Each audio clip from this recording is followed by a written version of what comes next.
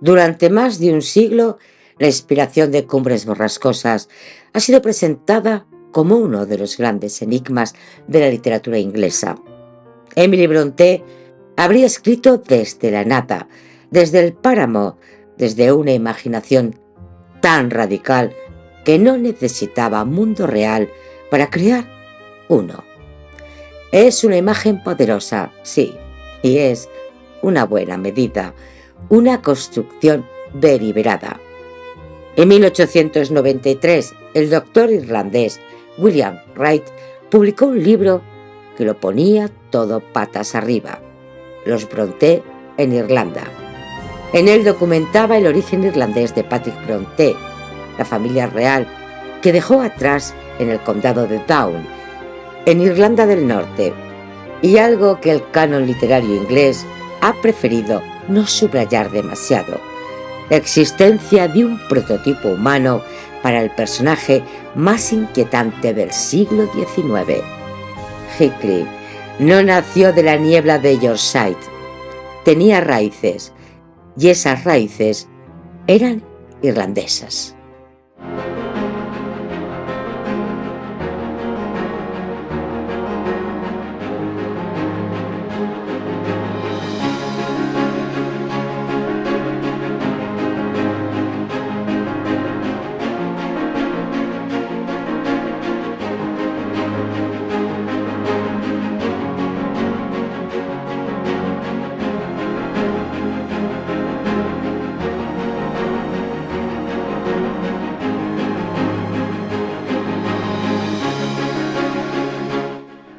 ¿Cómo leer lo que no ves?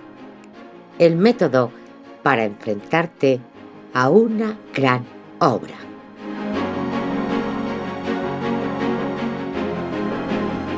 Hola de nuevo, amigas y amigos de Momentos Estelares.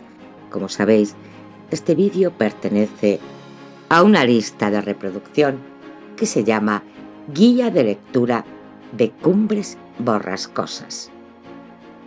Y para continuar con esta guía de lectura, vamos a adentrarnos al punto de origen. Y él es Patrick Brontë.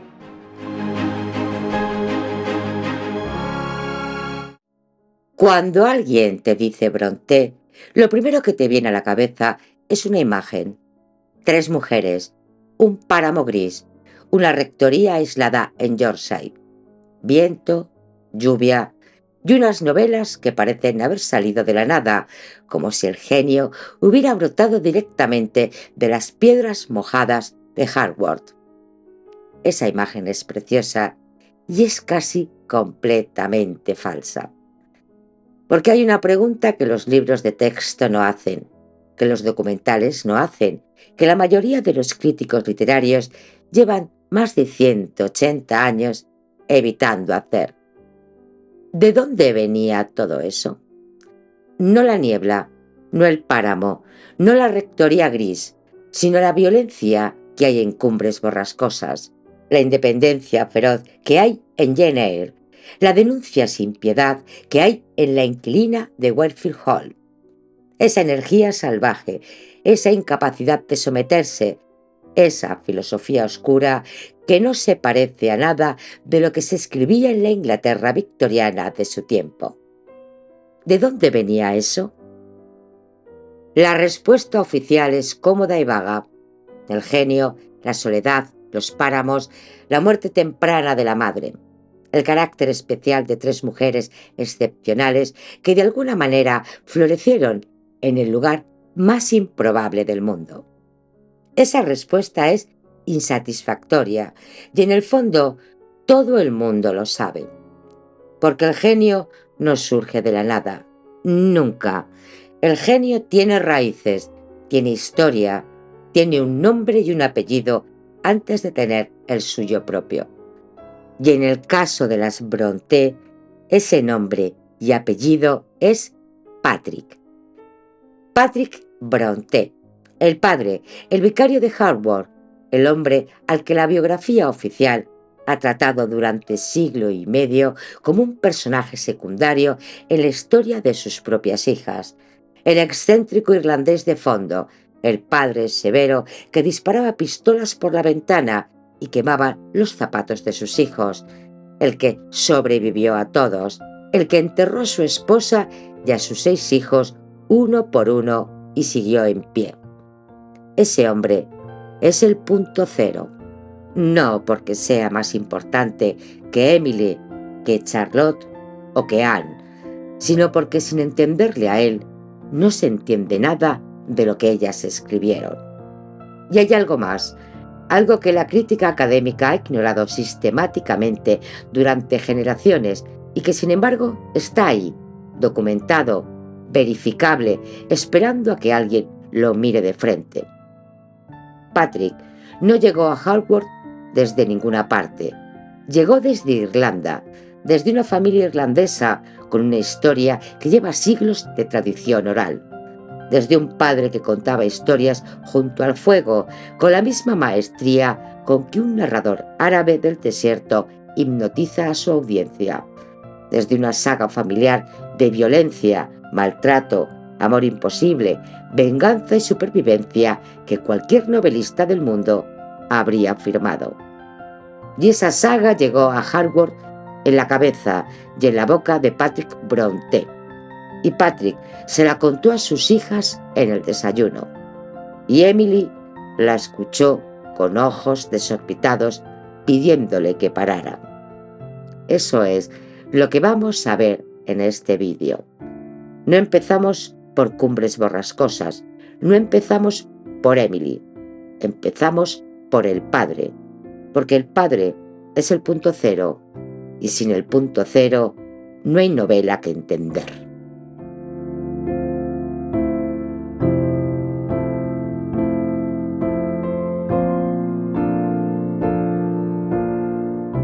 Patrick Brontë, el hombre que se inventó a sí mismo. Antes de hablar de Patrick Brontë, hay que hablar de una mujer, porque esa mujer construyó una imagen de él que tardó más de un siglo en desmoronarse, y esa imagen distorsionada es la razón por la que durante generaciones nadie se molestó en buscar la verdad sobre el padre. Esa mujer se llamaba Elizabeth Clegg Gaskell. Elizabeth Clegg Stevenson nació en Londres en 1810. Perdió a su madre con poco más de un año. La crió una tía materna en Clusford, Chelsea, en un ambiente de gentileza rural y de fe unitaria. En 1832 se casó con William Gaskell, ministro unitario, y se instaló en Manchester, donde pasaría el resto de su vida. Era una mujer inteligente, comprometida socialmente, que conocía de primera mano la pobreza industrial de Manchester y que empezó a escribir para dar voz a esa realidad.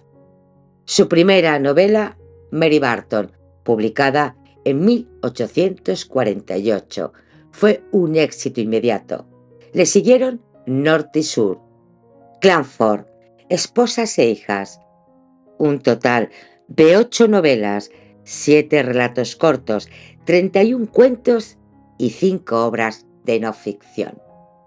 Gaskell fue una de las novelistas más respetadas de su época, amiga de Dickens, reconocida en los círculos literarios de toda Inglaterra, y también fue amiga de Charlotte Brontë. Se conocieron en 1850 y conectaron profundamente. 2 escritoras, 2 mujeres inteligentes en un mundo que ponía obstáculos a las mujeres inteligentes. Cuando Charlotte murió en marzo de 1855, con apenas 38 años, Gaskell quedó devastada. 3 meses después, Patrick Brontë le envió una carta.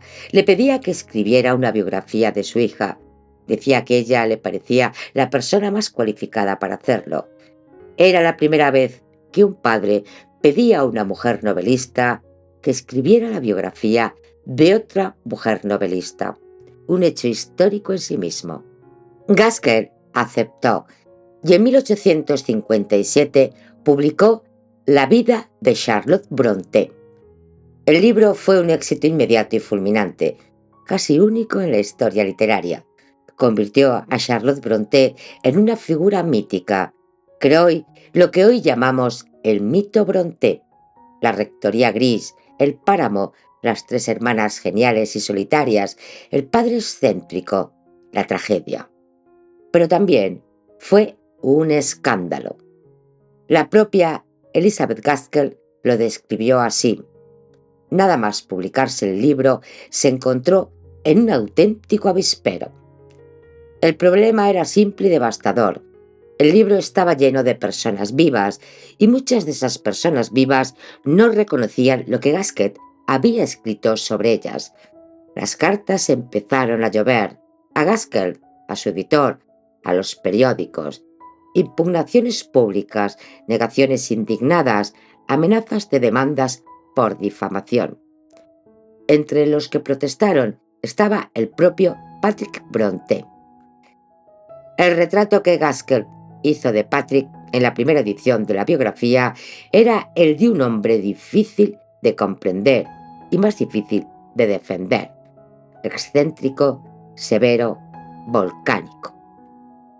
Escribió que Patrick había quemado las botas de colores de sus hijos porque los colores brillantes podrían fomentar el amor al lujo, que había cortado en tiras el vestido de seda de su esposa porque lo consideraba impropio, que cuando se enojaba no hablaba sino que descargaba su cólera volcánica disparando pistolas por la puerta trasera en rápida sucesión, que no era naturalmente aficionado a los niños y sentía su presencia frecuente como una carga para su esposa y una interrupción de la comodidad del hogar, que privó a sus hijos de carne, debilitando así sus constituciones y contribuyendo a sus muertes tempranas.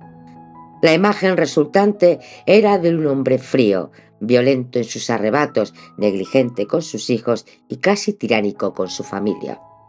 Patrick respondió públicamente. Negó haber privado a sus hijos de carne, negó los movimientos excéntricos que se le atribuían.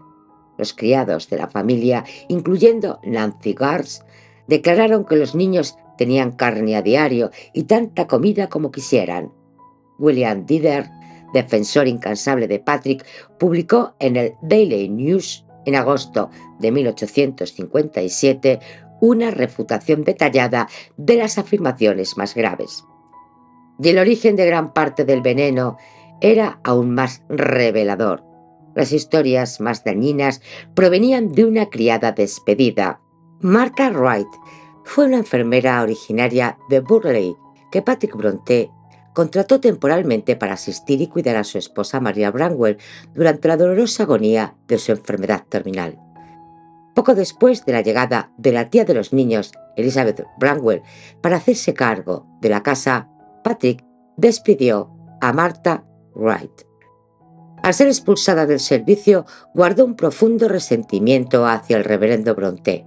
Décadas más tarde, cuando Elizabeth Gaskell viajó buscando información para la biografía, Martha Wright aprovechó la oportunidad para darle una versión completamente distorsionada, exagerada y vengativa de la familia, inventando, entre otras cosas, el mito de que Patrick no dejaba comer carne a sus hijos. Gaskell asumió que estos relatos eran verdaderos y los plasmó en el libro sin contrastarlos. Tras la publicación en 1857, la obra desató una enorme polémica y amenazas legales por difamación. Pero hay que ser justos con Gaskell y al mismo tiempo precisos sobre el daño. Gaskell no era maliciosa, era una mujer con un propósito muy concreto que ella misma declaró desde el principio. Quería que el mundo honrara a la mujer tanto como había admirado a la escritora. Quería defender a Charlotte. Quería mostrar que el genio de Charlotte había brotado a pesar de las circunstancias, no gracias a ellas. Y para construir esa narrativa de superación necesitaba que las circunstancias fueran lo suficientemente oscuras. Necesitaba un padre difícil, una infancia dura, un entorno opresivo. Sin esa oscuridad de fondo, la luz del genio de Charlotte no brillaba con la misma intensidad. La propia Elizabeth Gaskell era una mujer de moral victoriana profundamente convencional en su vida personal. esposa de un ministro unitario, madre de familia, anclada en los valores de su clase y su época.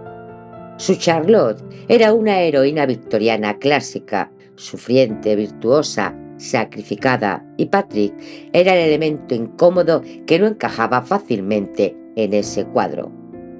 Además, hay que añadir algo más. Gaskell ignoró sistemáticamente los orígenes irlandeses de Patrick, los primeros 25 años de su vida en Irlanda, que son precisamente los que más explican quién era y de dónde venía su familia. Los despachó como irrelevantes. Una amputación biográfica que no se puede explicar solo por ignorancia. El resultado fue que Gaskell tuvo que retirar partes de la primera edición bajo amenaza de demanda.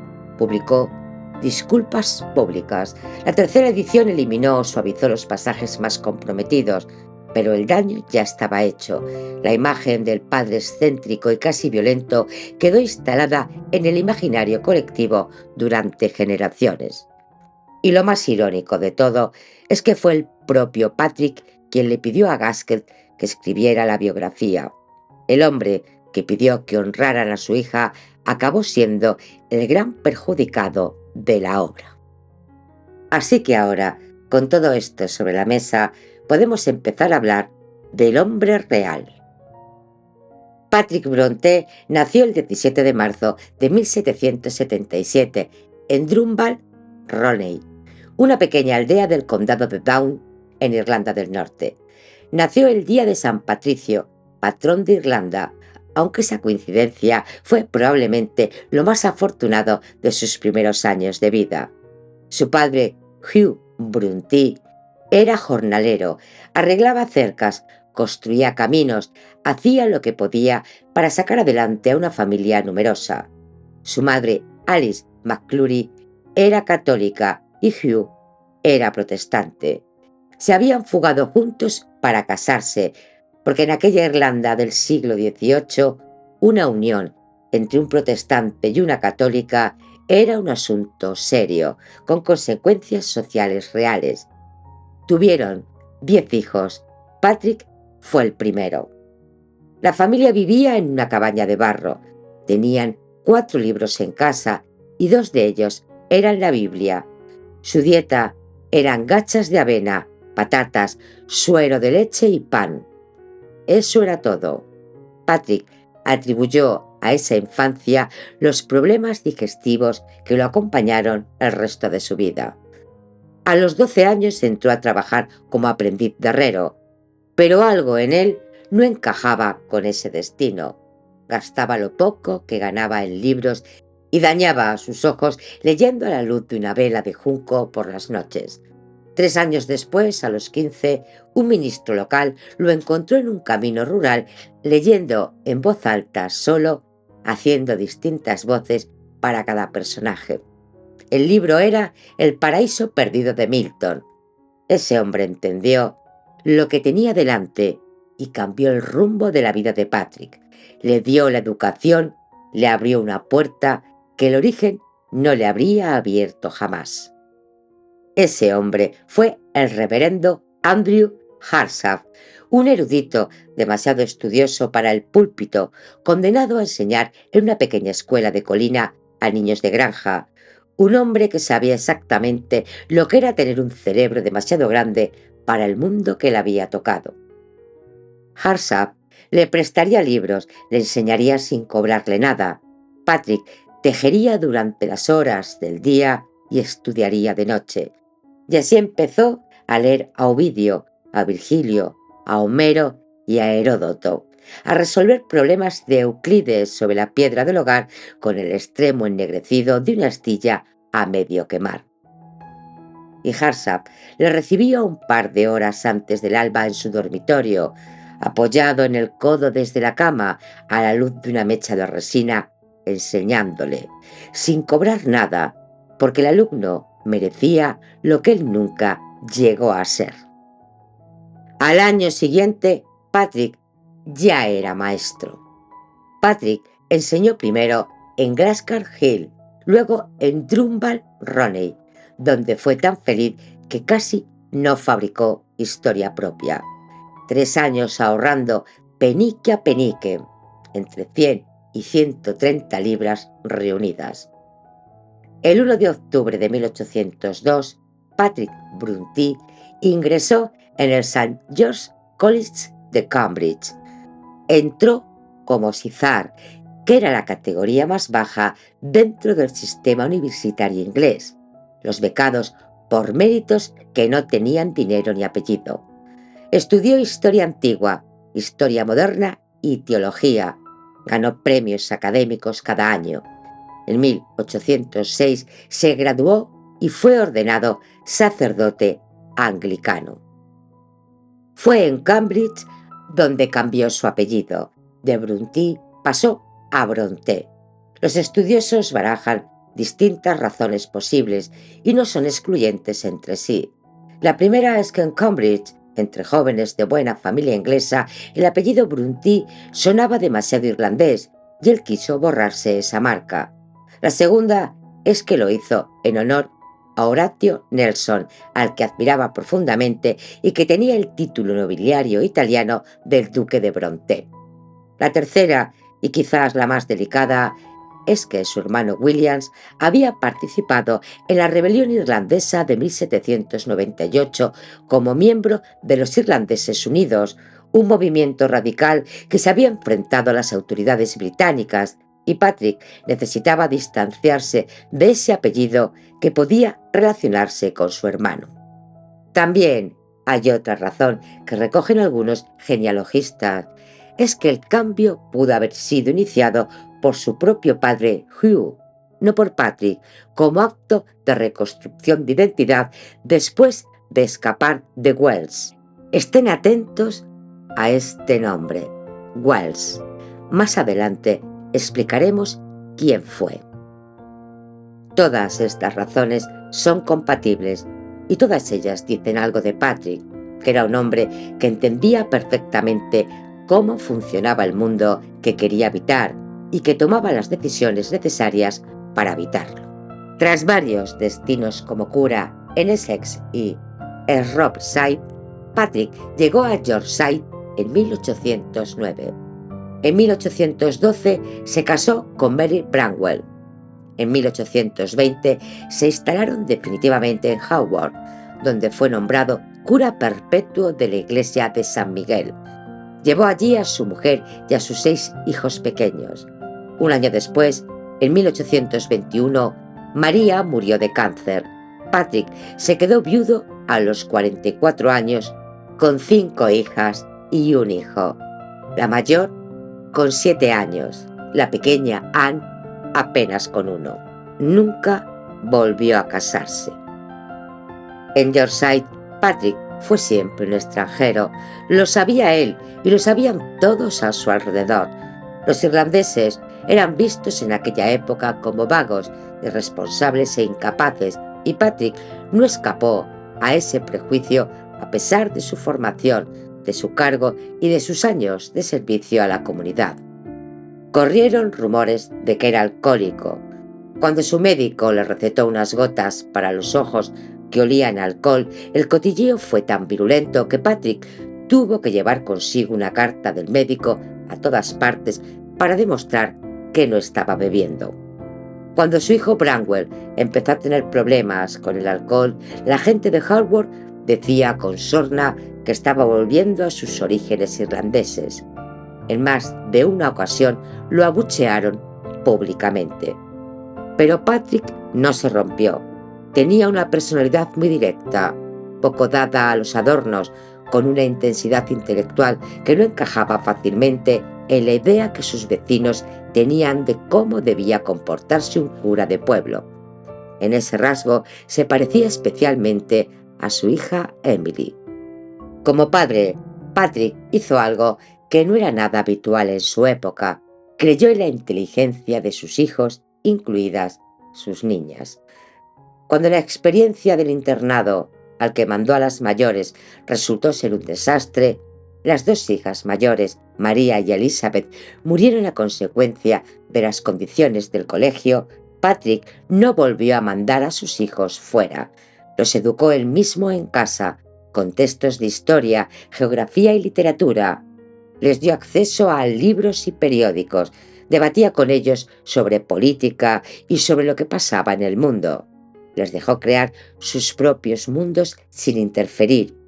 Y así fue como Charlotte, Bromwell, Emily y Anne construyeron juntos reinos imaginarios que llenaron de historias, poemas y novelas escritas en libritos diminutos que hacían ellos mismos.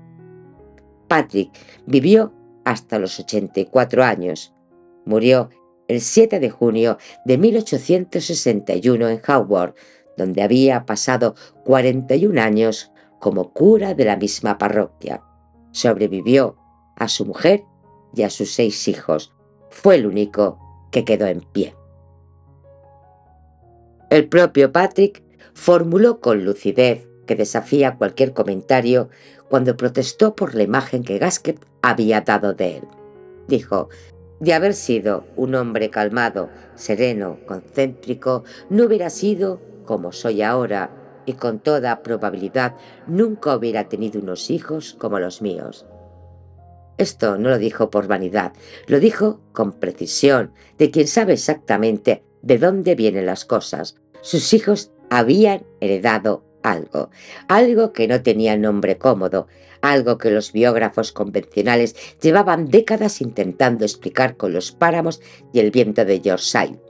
Ese algo venía de mucho más lejos, venía de Irlanda, venía de Hugh, su padre, contando historias a la luz del horno, venía de Alice McClure, galopando en su yegua el día de su propia boda hacia el hombre que amaba. Y Patrick lo sabía, era el único que podía saberlo.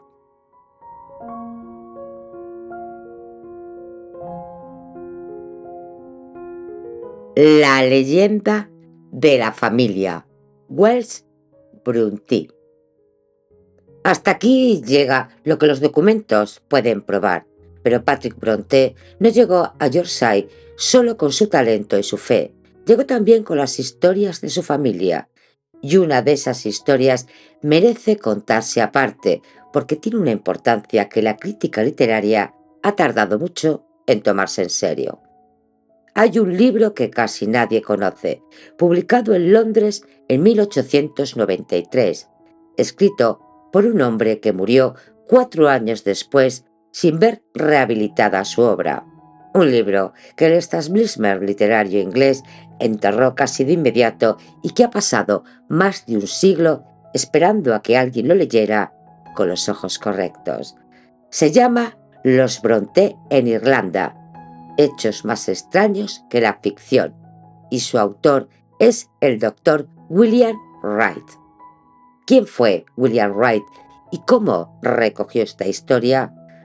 William Wright nació en 1837 en Fine Arts, cerca de Radcliffe Land, en el condado de Down, en el mismo condado donde había vivido la familia Brontë.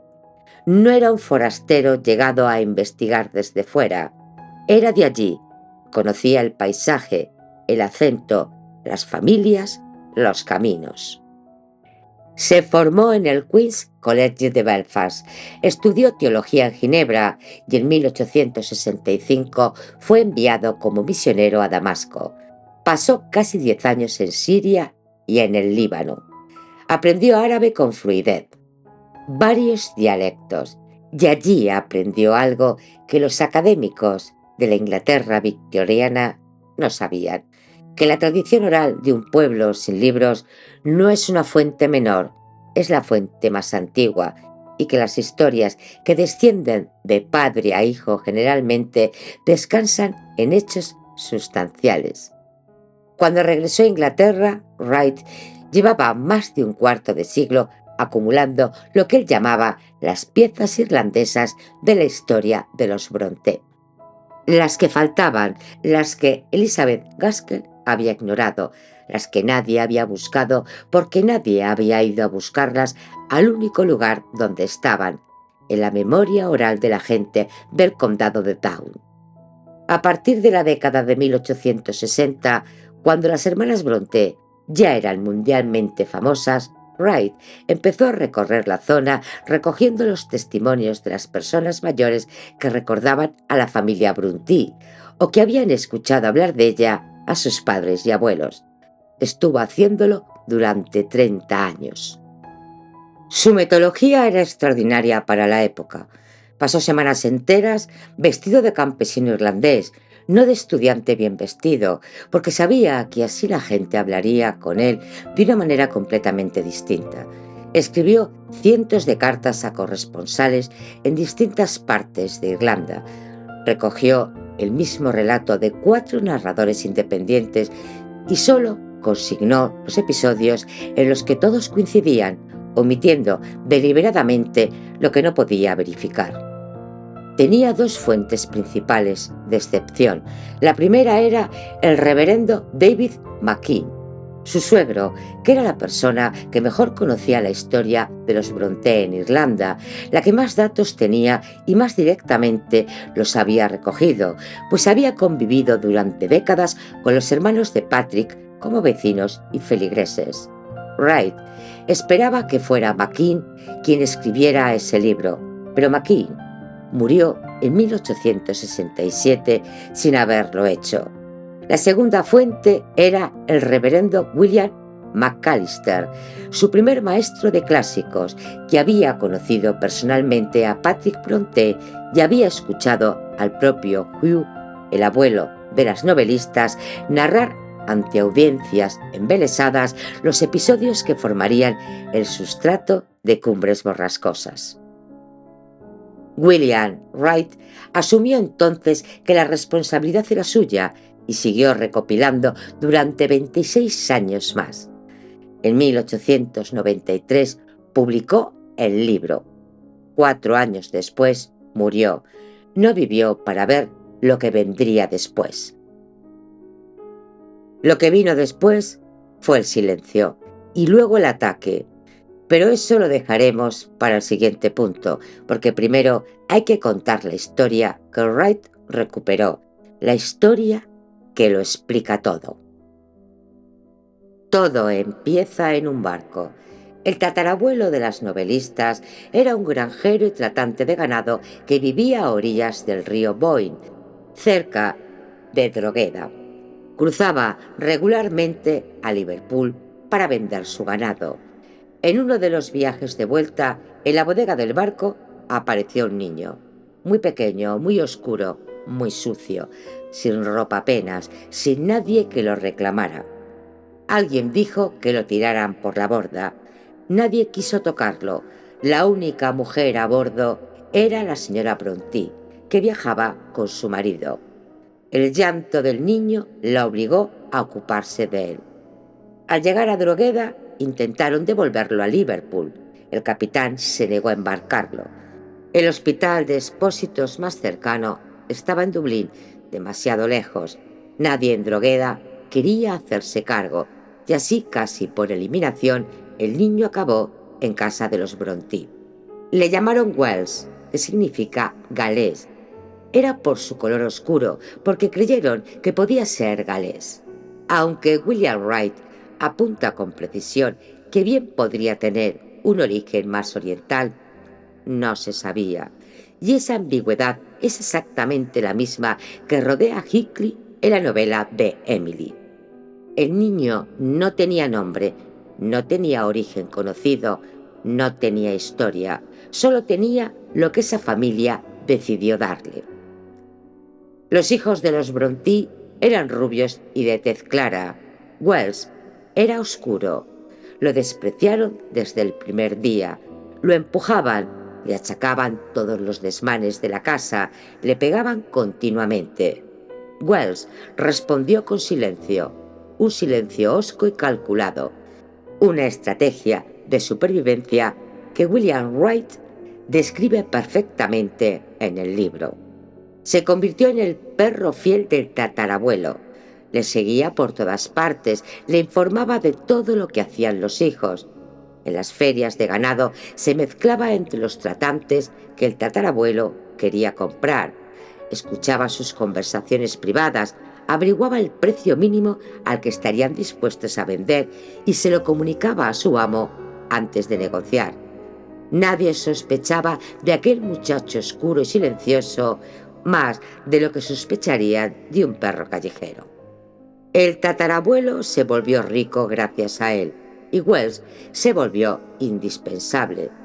Pero un día, volviendo de Liverpool, tras la mayor venta de ganado que habían hecho nunca, el tatarabuelo murió repentinamente a bordo. Wells estaba con él. El dinero de la venta desapareció con él, como los libros de cuentas que desaparecieron. Nadie pudo probar nada. Wells entonces fue expulsado de la casa. Se quedó sin el hombre que lo había traído. Wells no tenía ningún derecho sobre nada ni sobre nadie. La familia directamente se deshizo de él. Sin embargo, Wells no desapareció del todo. Convocó a todos los hermanos Brontë, pensando estos que les devolvería aquel dinero que había desaparecido. Vestido con paño negro brillante y lino blanco reluciente, apareció Wells y les hizo una propuesta. Continuaría con el negocio y atendería las necesidades de la familia con solo una condición: que la hermana menor Mary se convirtiera en su esposa. Pero la propuesta fue rechazada. Con un estallido de indignado desprecio, Wells, al marcharse, se volvió y dijo: Mary será mi mujer y dispersaré al resto de vosotros como paja de esta casa que será mi hogar. Y así lo hizo. Consiguió un puesto de subagente del terrateniente. Sobornó a la gente para que subiera la renta de los hermanos. Manipuló a Mary a través de una intermediaria llamada Meg, hasta que accedió a encontrarse con él en secreto. La deshonró. Mary se casó con él para cubrir su deshonra ante un cura de bolsillo y en secreto. Los hermanos fueron llevados a prisión por allanamiento cuando intentaron recuperar la granja, y la amenaza se cumplió en su totalidad. Madre, hermanas, hermanos, dispersados por el mundo tan completamente que William Wright, después de meses de búsqueda, no encontró ni un solo rastro de ninguno de ellos. Wells y Mary no tuvieron hijos al principio, se iban haciendo mayores y, llegado el momento, propusieron adoptar a uno de sus sobrinos, criarlo como hijo propio, darle la educación de un caballero. Ese sobrino fue Hugh, el futuro abuelo de Charlotte, Emily y Anne, el padre de Patrick. Pero esta adopción tenía condiciones. Las dos partes juraron solemnemente. El padre de Hugh se comprometió a no visitar ni comunicarse con su hijo de ninguna manera. Wells y Mary se comprometieron a no dejar que el niño supiera nunca dónde vivía su padre. Era un juramento familiar irlandés, no el juramento oficial ante los tribunales, que para los campesinos del condado de Down no valía nada. Era el pacto sagrado que quien lo quebranta convierte en perjuro para siempre. Y fue cumplido con gran fidelidad hasta el final. Hugh subió al carro con sus nuevos tíos una noche, emocionado, lleno de ilusiones.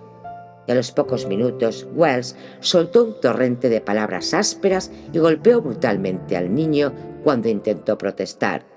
Hugh cayó al fondo del carro, aturdido, magullado, sangrando por la nariz y mirando al cielo desde abajo, descubriendo por primera vez la indiferencia del universo.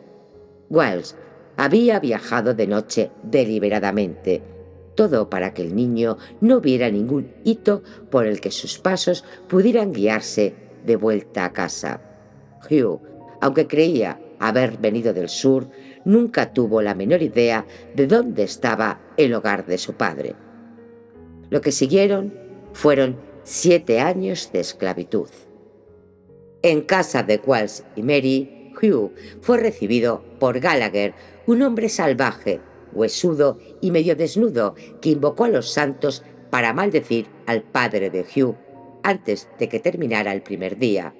Gallagher sería el origen del personaje de Joseph en Cumbres Borrascosas, como el propio William Wright documenta.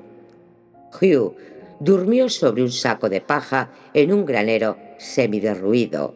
Trabajó desde el amanecer hasta medianoche. Recogió patatas descalzo bajo el granizo de septiembre hasta que sangró. Fue golpeado regularmente. Fue espiado por Gallagher, que luego denunciaba sus confidencias ante Wells para estimular su crueldad. Y Wells le decía que siempre que le pegaba era porque se lo merecía. El mecanismo más viejo y más eficaz de la crueldad: convencer a la víctima de que es culpable de su propio maltrato. Hugh resistió gracias a una sola cosa: un perro amarillo y flaco llamado Kipper, que le veló cuando cayó enfermo y le lamió la cara y las manos durante días. Hugh decía que de no haber sido por ese perro, habría muerto. El perro le devolvió las ganas de vivir. A los 15 años, Hugh se rebeló, plantó cara a Wells, le dijo en su cara todo lo que Wells había hecho, y luego cruzó el río Boyne a nado, desnudo, con lo puesto, escapando hacia la libertad. Antes se despidió de su tía Mary, que hacía pan, y abrazó y besó a Kipper durante largo rato. Luego lo dejó guardando su ropa para que no le siguiera y se lanzó al río. De Liverpool llegó a los hornos de Mount Pleasant. Trabajó, ganó dinero, aprendió a leer, se enamoró de Alice McClure. Se casó con ella, huyendo el día de su boda con otro.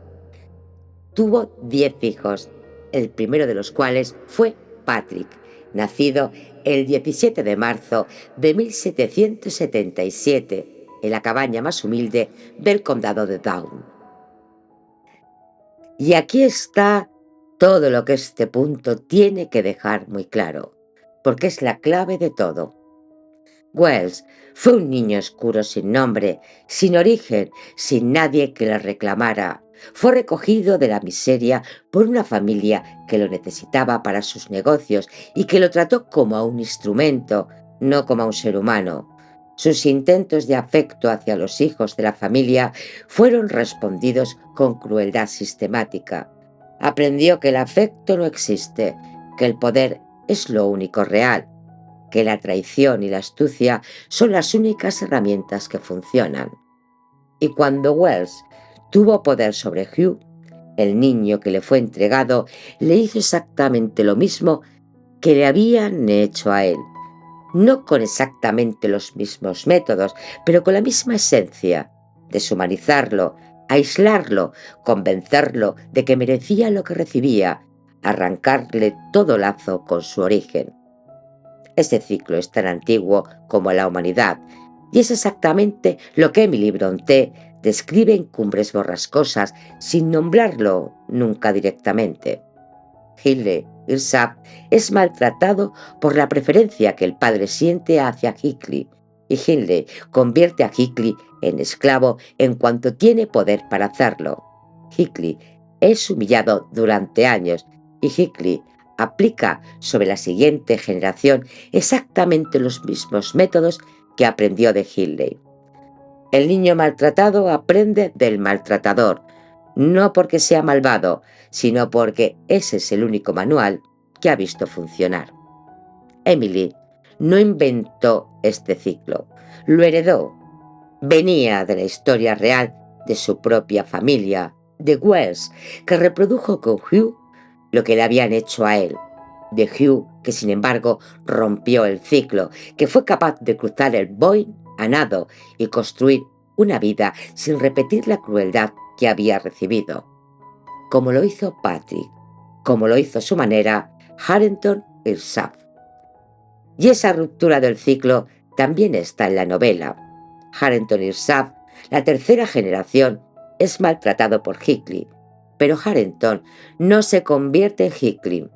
Con la ayuda de la joven Cathy, aprende a leer, recupera su dignidad, reclama su herencia. Emily sabía que el ciclo podía romperse, porque en su propia familia había sido roto.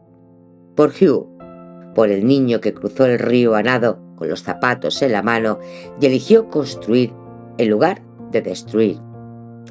Eso no lo aprendió Emily en los páramos de Yorkshire, lo escuchó de la boca de su padre en las mañanas de Haworth.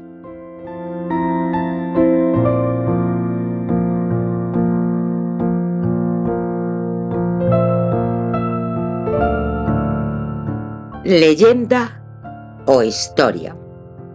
Para entender por qué el debate sobre William Wright importa, hay que entender primero algo fundamental, algo que la crítica académica anglosajona siempre ha tenido dificultades para valorar. La tradición oral irlandesa no es un sistema de transmisión de segunda categoría, es el sistema de transmisión más antiguo y más arraigado de toda la cultura celta.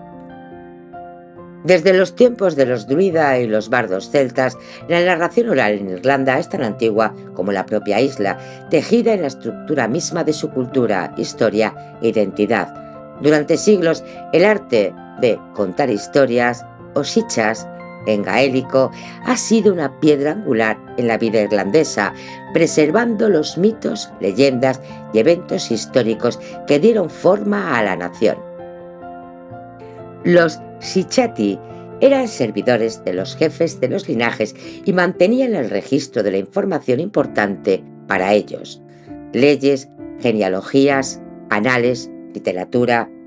Tras la destrucción de la civilización gaélica en el siglo XVII, como resultado del colonialismo inglés, estos roles más formales dejaron de existir y el término Sichaí pasó a asociarse con los narradores tradicionales de las clases bajas. En la antigua sociedad celta, los bardos ocupaban una posición de estima solo por debajo de los reyes. Memorizaban vastas cantidades de poesía que interpretaban en vivo. Sus poemas y canciones eran a menudo el único registro histórico disponible. Y la organización social que sustentaba todo esto era el clan. Los celtas estaban organizados en clanes o tuata, gobernados por jefes del clan. Cada clan era un gran grupo de parentesco que reclamaba descender de un ancestro común y ocupaban territorios distintos que defendían con fiereza. Cada grupo familiar distinto era liderado por su propio jefe de familia. Los clanes más grandes eran liderados por un taoiseach o jefe, mientras que los más pequeños eran liderados por caudillos. Incluso el más humilde, con el título de bo airé o jefe de una sola vaca, tenía derecho a ser reconocido como líder de su propia familia. Y la cosmovisión que impregnaba toda esa cultura era profundamente diferente de la anglosajona. Los antiguos celtas en Irlanda honraban la fuerza de la naturaleza. Eran animistas, lo que significa que tenían una visión del mundo en que las entidades no humanas, como animales, plantas y objetos inanimados, poseen una esencia espiritual. También creían que los humanos podían establecer una relación con esos seres. Los celtas paganos veían la presencia de lo sobrenatural como algo central o interconectado con el mundo material. Cada montaña, cada río, cada árbol, cada pantano, todo tenía alma, todo estaba vivo. ¿Reconoces aquí esto en Cumbres Borrascosas? Los páramos que no consuelan, pero que tampoco abandonan, la naturaleza que no juzga, pero que participa. Catherine, que al morir no va al cielo cristiano, sino que vaga por los páramos durante décadas, porque los páramos son el único lugar donde estuvo en casa. Eso no es romanticismo inglés importado. Las creencias paganas tradicionales en Irlanda estaban profundamente conectadas con la naturaleza y la tierra, con la espiritualidad celta precristiana, celebrando la tierra y sus ciclos. Eso es exactamente lo que Emily Brontë tenía dentro. Ahora hay que ver cómo llegó todo esto a la cabeza de Emily Brontë, porque no llegó por magia, llegó por una cadena de transmisión oral perfectamente documentada. El eslabón principal, Hugh Brontë, El abuelo, el niño que fue arrancado de su hogar en un viaje nocturno, el cautivo de Wells, el que huyó cruzando el Boyne a nado, el que se instaló en la cabaña de Endale con Alice McClure y tuvo 10 hijos. Hugh era lo que William Wright, con la precisión de quien había vivido entre los árabes, llamó un Hakawati irlandés, un narrador nato. Wright lo documenta en el capítulo 15 del libro. Hugh se sentaba en el Logie Holly, en su horno de grano, en las largas noches de invierno. La única luz era la del horno, que iluminaba su rostro mientras atizaba el fuego y contaba sus historias. Los hijos de los granjeros de todo el vecindario se apiñaban a su alrededor. Y su hijo Patrick estaba entre ellos, tumbado sobre el montón de cáscaras calientes, con los ojos fijos en su padre, escuchando en silencio, contenido desde antes de poder entender las palabras. Patrick heredó de Hugh algo que no se transmite en libros, se transmite en voz, en gesto, en énfasis, en la manera de hacer que una historia respire. William Wright lo documenta citando el testimonio de Helen Nussey, la amiga de toda la vida de Charlotte. Patrick sentaba a sus hijas y les contaba historias. Las muchachas en silencio contenido, sus ojos desorbitados. Patrick desplegando escena tras escena de vívidos colores. Y el mayor efecto se producía siempre en Emily. Helen Nussey declaró que creía firmemente que las muchachas tomaron su inspiración de su padre y que Emily obtuvo no solo su inspiración, sino la mayor parte de sus hechos de los relatos de su padre. Esta es la cadena, perfecta, documentada, verificable. Wells, historia real en el condado de Down. Hugh la vivió y la contó durante 70 años en el Logie Hall. Patrick la escuchó de bebé y la llevó a Howard. Emily la escuchó con los ojos desorbitados y la convirtió en Cumbres Borrascosas. Y nadie hubiera sabido nada de esto de no haber sido por William Wright. Y a partir de aquí sí que podemos hablar del debate, y hay que hacerlo con honestidad, sin esconder lo que los críticos dijeron. William Wright publicó este libro en 1893. La primera reseña importante fue la de Angus Mackay en 1897 en su libro Los Brontë, realidad y ficción, y fue una demolición. Mackay dice: White no tiene facultad crítica y es culpable de una aceptación irreflexiva de cada supuesto hecho. Mackay y Ramsden eran anglicanos tories de alto rango y seguidores del conservadurismo de Disraeli, feroces críticos de las leyes de tierras irlandesas de Gladstone, y veían a William Wright fundamentalmente como un advenedizo irlandés con agencia política para promover la autonomía de Irlanda. La crítica no fue tan solo literaria, era política. Reconocer que las mayores escritoras del canon inglés tenían raíces irlandesas en 1897, en pleno debate sobre las Home Rules irlandés, era un acto político y había gente que no estaba dispuesta a aceptarlo. Durante el siglo XX, Wright fue ignorado o despachado en una nota al pie. La gran biógrafa Juliet Barker, cuya obra de 1994 fue considerada durante años la Biblia de las Brontë, declaró que los primeros 25 años de la vida de Patrick en Irlanda eran una irrelevancia. Y cuando el estudioso Edward Sheehan publicó en 1986 los antecedentes irlandeses de las Brontë, intentando rehabilitar a Wright, Barker lo describió en un simple pie de página como un intento equivocado e inconveniente de rehabilitar a Wright. Y es que la rehabilitación más reciente y más rigurosa vino en un artículo publicado en el Fortnight Magazine que fue escrito por un propio descendiente de Wright. Él es Will Wright, descendiente del Dr. William Wright, revalidando el libro de los Brontë en Irlanda. Defiende el uso de la historia oral realizado por su antepasado.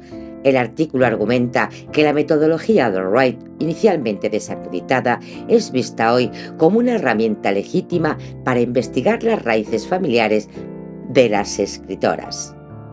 Y es que, ¿por qué la crítica lo descartó y por qué hoy se reivindica?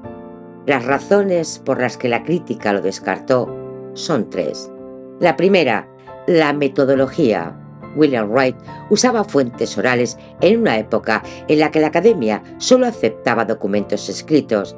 Eso hoy nadie lo defiende.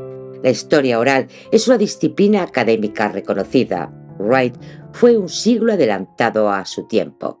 La segunda es política. Aceptar la tesis de William Wright significaba reconocer que el genio de las Brontë tenía raíces irlandesas. En la Inglaterra imperial del siglo XIX y buena parte del siglo XX, eso era culturalmente inaceptable. La tercera es que Wright cometió errores verificables. Sí, hay fechas que no cuadran, hay episodios que no pueden documentarse con otras fuentes, como señala la revista Brontë Studies. La susceptibilidad de William Wright pudo haber sido explotada por los astutos campesinos irlandeses que le dieron información. El Story Time tiene una larga y honorable tradición en Irlanda, y Wright era irlandés también.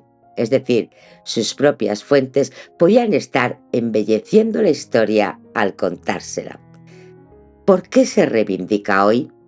Porque el libro de Wright fue publicado en el mismo año que El crepúsculo celta de W. Yeats. Esto es una colección de ensayos, relatos y mitos folclóricos publicados originalmente en 1893 por el célebre poeta y dramaturgo irlandés William Butler Yeats. Había entonces un resurgimiento del interés en una visión mítica, imaginativa y poética celta que los prácticos y materialistas anglosajones habían perdido. Esos rasgos eran intrínsecos a los Brontë que William Wright conocía, y el tiempo ha acabado dándole la razón en lo esencial. Y aquí está la clave que hay que dejar muy clara. Hay una discusión legítima sobre si cada episodio específico de la saga de Wells ocurrió exactamente como William Wright lo cuenta. Esa discusión la deben tener los especialistas y es bienvenida. Pero hay cosas que son indiscutibles independientemente de esta discusión. Primero, Patrick Brontë nació en 1777 en Endale, condado de Down, Irlanda. Era el hijo mayor de Hugh Brontë y Alice McClory. Eso está documentado en registros parroquiales, no es tradición oral, es papel. Segundo, Patrick creció en una familia irlandesa con una fortísima tradición de narración oral.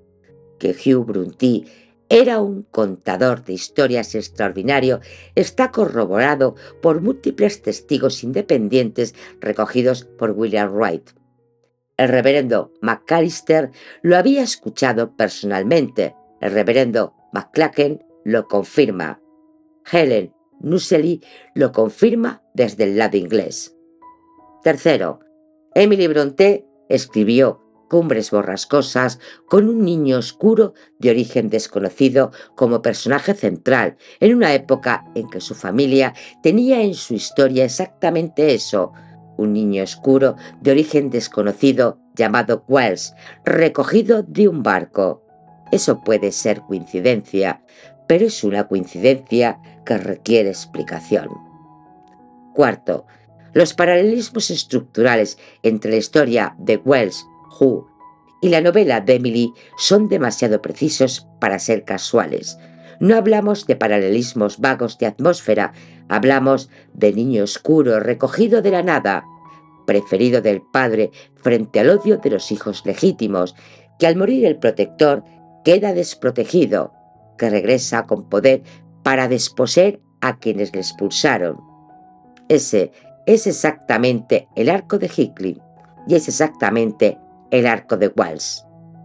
Quinto, el propio clan o Brontë del que venía la familia era, según los genealogistas, relacionado con el conocido escriba y poeta Pádraig o Brontë, lo que significa que la tradición literaria y narrativa de los Brontë no era un accidente individual, sino una herencia de siglos. Y hay una última cosa que decir sobre este debate. Todo lo que sabemos, por ejemplo, de Sócrates, viene de Platón, de Jenofonte, de Aristófanes.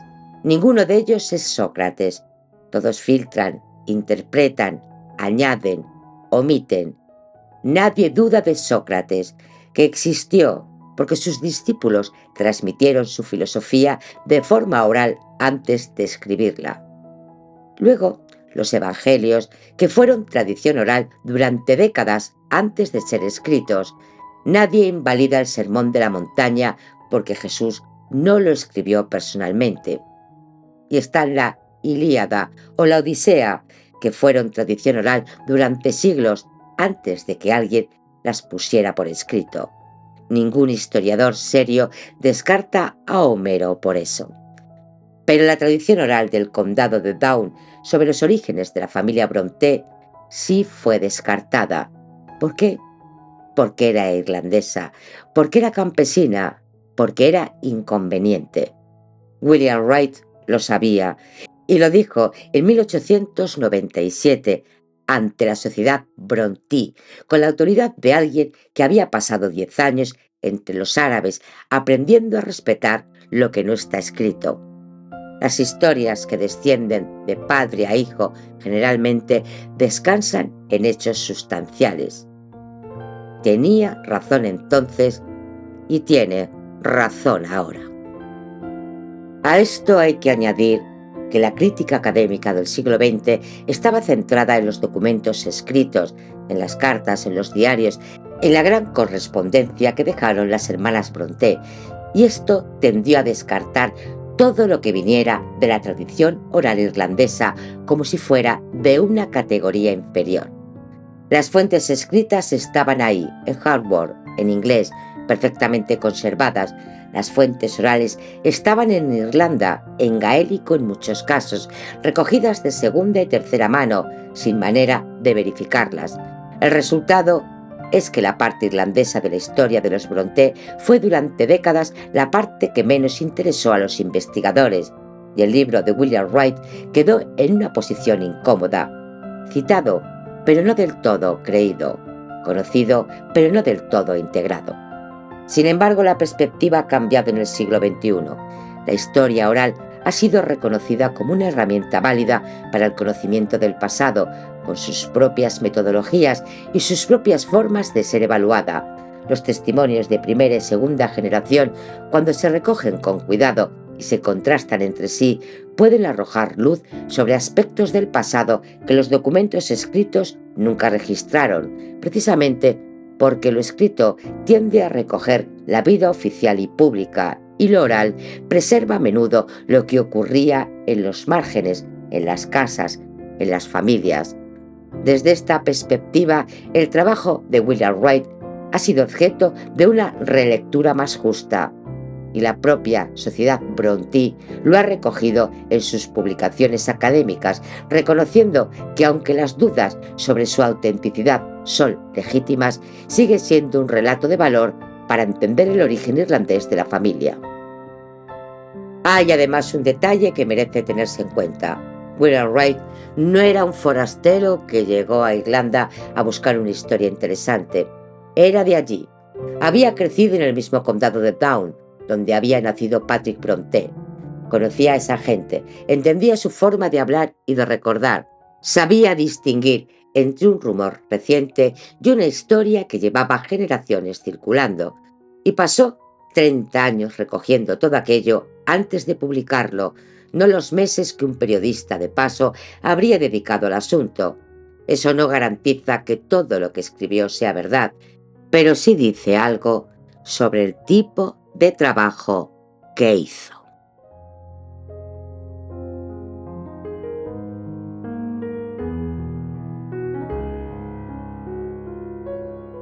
El puente hacia la novela. Emily Brontë creció en una casa con dos puertas abiertas al mundo de la narración oral. Dos voces distintas, dos tradiciones distintas que le llegaron desde direcciones completamente diferentes y que sin embargo acabaron fundiéndose en una sola novela. La primera voz era la del padre.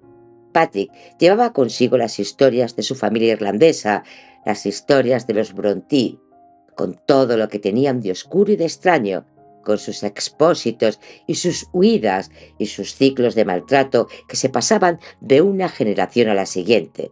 Patrick era además un hombre que leía, que escribía, que había publicado poemas y panfletos, que debatía con sus hijos sobre política y sobre lo que ocurría en el mundo.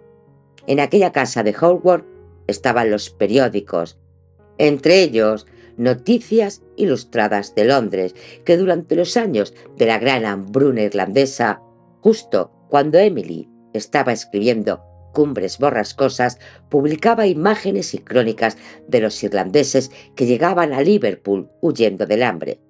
Los describía delgados hasta el límite, en harapos, con el pelo revuelto, hablando una lengua que los ingleses no entendían y llamaban simplemente jerigonza. Eran figuras que el periodismo inglés de la época presentaba como amenazantes, primitivas, ajenas a toda civilización. Emily los veía en esas páginas y su padre era uno de ellos, aunque llevara décadas vistiendo sotana y predicando en Yorkshire.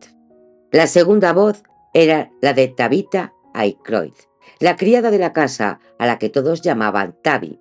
Cuando Patrick salía a visitar a los enfermos y a los pobres de la parroquia, los niños se quedaban con la tía Elizabeth y con Tabby. Y Tabby, mientras preparaba las comidas, les contaba sin parar las leyendas locales de Yorkshire en su dialecto, con toda la carga de tradición oral que llevaba encima esa tierra y esa gente. Tabby no era una figura secundaria en aquella casa. Estuvo con los Brontë hasta su muerte en 1855, y el lugar que ocupó en la vida de los niños fue mucho más que el de una simple empleada. Esas dos corrientes, la irlandesa y la del norte de Inglaterra, son el caldo en el que creció Emily Brontë. Y cuando se lee Cumbres Borrascosas, con eso en la cabeza, algo encaja de una manera que no encajaba antes. Porque la novela tiene también dos voces narradoras. Lodbrok, el forastero, que llega desde fuera, que no entiende nada de lo que ve, que lo interpreta todo desde su mundo burgués y acomodado, que es en el fondo el lector victoriano al que Emily quería engañar, haciéndole creer que estaba ante una historia de amor tortuosa, y Nelly Dean, la criada, la que ha vivido todo desde dentro, la que conoce cada rincón de aquella historia porque ha estado en ella desde el principio, pero que tiene sus propias lealtades, sus propios intereses y sus propias cosas que ocultar. Ninguno de los dos miente exactamente, pero ninguno de los dos te da la verdad completa. Igual que en la vida real, Patrick contaría su versión de la historia familiar, lo que él sabía, lo que quería recordar, y Tabby contaría las leyendas del páramo como las contaba todo el mundo allí, con la distorsión que tiene siempre la tradición oral. Muchos estudiosos han señalado la conexión entre Nelly Dean y Tabby, pero curiosamente sin cuestionar la fiabilidad de esa narradora, que es precisamente lo que más importa. Ahora bien, para entender cómo todo esto llegó a Emily, hay que entender también qué tipo de padre fue Patrick, porque la imagen que circula de él es en gran medida falsa. Ya hemos dicho al principio que Elizabeth Gaskell, la escritora y amiga de Charlotte, que publicó en 1857 su biografía, retrató a Patrick como un hombre excéntrico, dominante y poco afectuoso, que disparaba pistolas contra las paredes de noche y destruía las ropas de su mujer. Esas historias corrieron durante décadas y construyeron una imagen de Patrick que convenía a cierto relato. el del genio femenino que florece a pesar del entorno hostil, a pesar del padre difícil, a pesar de la casa sombría en el páramo. Pero ese retrato no se sostiene cuando se miran los hechos con más cuidado. La propia historiadora Julia Barkett, que dedicó parte de su investigación a restaurar la imagen de Patrick y demostrar que Gasquet exageró o directamente inventó aspectos de su carácter para hacer más dramática la historia de sus hijas, eliminó por completo 25 años de la historia de Patrick, 25 años irlandeses. El Patrick real era un hombre severo en forma, sí, con una personalidad directa y poco dado a los adornos sentimentales, pero lo que hizo con sus hijos fue algo completamente inusual para un hombre de su época, de su clase y de su posición. Cuando la experiencia del internado resultó ser un desastre y sus dos hijas mayores, María y Elizabeth, murieron a consecuencia de las condiciones del colegio, Patrick no volvió a mandarlos fuera. Los educó él mismo en casa, con textos de historia, geografía, literatura. Les dio acceso a periódicos y todo tipo de libros. Debatía con ellos sobre lo que ocurría en el mundo y sobre todo les dio algo que en aquella época victoriana no se daba fácilmente a las niñas: libertad intelectual. Les dejó leer lo que quisieran, pensar lo que quisieran, crear lo que quisieran, sin interferir, sin moldearlas hacia lo que se esperaba de una mujer de su tiempo. Fue en ese espacio donde Charlotte, Branwell, Emily y Anne construyeron juntos sus mundos imaginarios. Se encerraban en la casa, inventaban reinos que llenaban de historias, poemas y personajes, y los escribían en libritos diminutos, hechos a mano, con una letra tan pequeña que apenas podía leerse sin lupa. Emily y Anne crearon juntas el reino de Gondal, una saga épica llena de amor, traición, violencia y venganza que ocupó años de su vida y que nunca llegó a publicarse, pero que fue el laboratorio donde Emily aprendió a construir personajes como Hickley. Y en Hickley es donde todo converge. La profesora Elsie Michie, de la Universidad Estatal de Luisiana, lo ha señalado con toda claridad. La descripción de Hickley en la novela encaja casi exactamente con las caricaturas del irlandés que circulaban en la prensa inglesa de la época. Extraído desde Liverpool, que era el puerto por donde llegaban los emigrantes irlandeses huyendo del hambre. Habla una especie de jerigonza incomprensible, igual que los irlandeses que llegaban hablando gaélico y a los que nadie entendía. Es oscuro, es amenazante, es primitivo a los ojos de los demás personajes, exactamente como los irlandeses eran descritos en los periódicos que entraban en la casa de Patrick. Y Patrick lo sabía, lo vivía. Él era el irlandés instalado en tierra inglesa, al que le decían que estaba bebiendo cuando no bebía, al que sus vecinos quemaban en efigie a través de su hijo, al que los periódicos describían como pertenecientes a una raza inferior.